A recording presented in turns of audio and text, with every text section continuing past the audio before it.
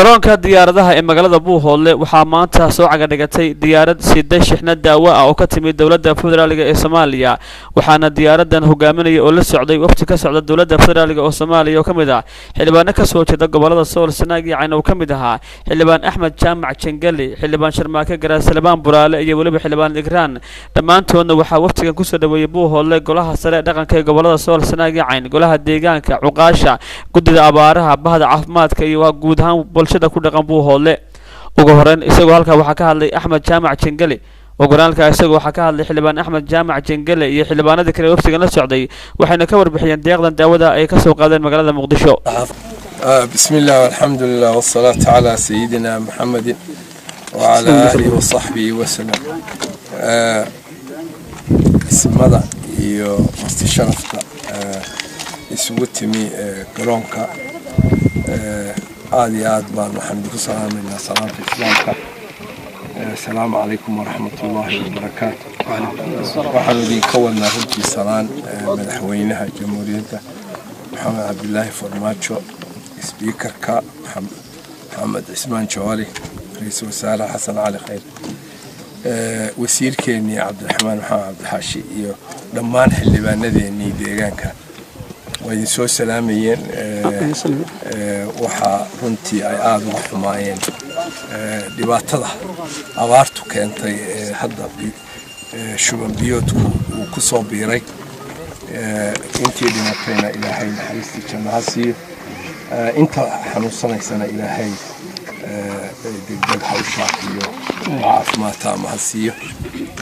runtii xus un weeyaan waxaan aan wadnaa dawo iyo waxoogaa nafaqa oo afartan markaa wax diyaarad lagu soo qaadi kara way yar tahay waxyaalo kale oo macaamilooyin badan baa soo socda insha Allah ta'ala dhamaantina ilaahay ka cabsano ilaahay aan barino ilaahay roob raxmaad qaba oo khayr qaba in waxba inayeen ilaahay nasiyo ilaahay dhamaantiisa asaynu ka barayna insha Allah ta'ala noo kulay xildhibaano la doortay baan nahay sidii hore kumaanu imaan si ka duwan siyaabii hore baan ku nimi taas keenaysa inaanu dadkeegii u qareeno wakiilaan u nahay oo aan wax u soo celino marka runtii aad bay u mahadsanyiintii nagala shaqaysay lacagtii hore aan soo dirnay iyo mucaawinadan hadda wadno oo guddiga abaaraha oo heer qarana oo rasaaruhu ugu horeeyo runtii aad baan ugu mahadcelinaynaa boqolkiiba boqol waan ducaysanaa in ilaahay roobka ina siiyo waxaan u mahadcelinayaa dadka maanta oo dhan qoraxdan taagnaa oo taymkiina ku horay inaa sugteen oo halkan ugu soo dhawaysiin aad baad ugu mahadsantihiin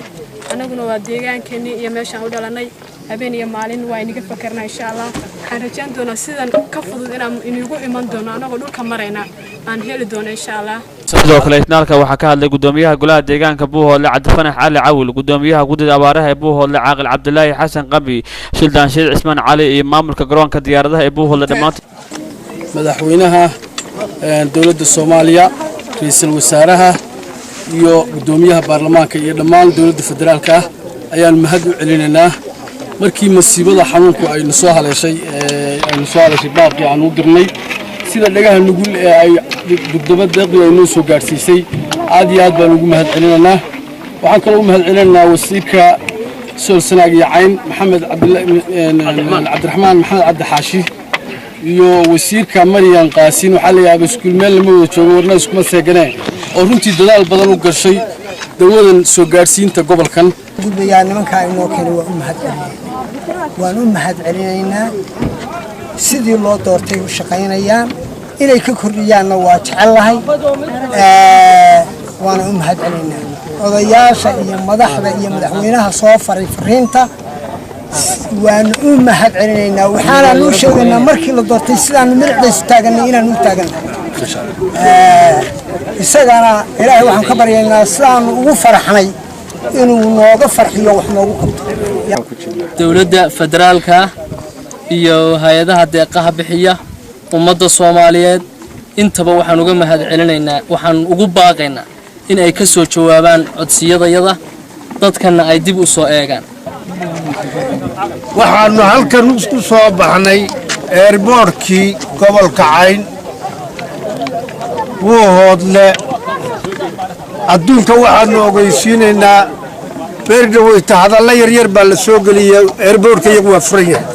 waddanka iyaguna waa ammaan ammaan baanu nahay eerboorka iyagu waa ammaan saddex calaamadood adagina waana haystaana beesha caalamka iyo islaamkaba waxaanu ka codsanaynaa inay noo soo burmadaan ugu dambeyntii xildhibaanadan ka socday dowladda federaalka ee Soomaaliya ayaa dhambaal hambaliyo guddoonsiiyay ismada gobolada Sool Sanaag iyo Caan iyo shacabka ku sugan Buuhoodle oo ay ka shideen madaxweynaha dowladda federaalka ee Soomaaliya Maxamed Cabdullaahi Farmaajo iyo ra'iisul wasaare Xasan Cali Khayre waxaana xildhibaanadu ay ugu dambeyntii baaq u direen beelaha walaalaha ee ku dagaalamaya koonfurta gobolka Sool ee dhawaan culaadooda soo cusboonaatay waxaana deeqdan daawada ay xildhibaanadu sheegeen in lagu talagalay dadka uu soo hortay cudurka shuban biyoodka waa Cali Cismaan Shacaro Dhagjar wararka telefishinka caalamiga ee Soomaaliya News magaalada Buuhoodle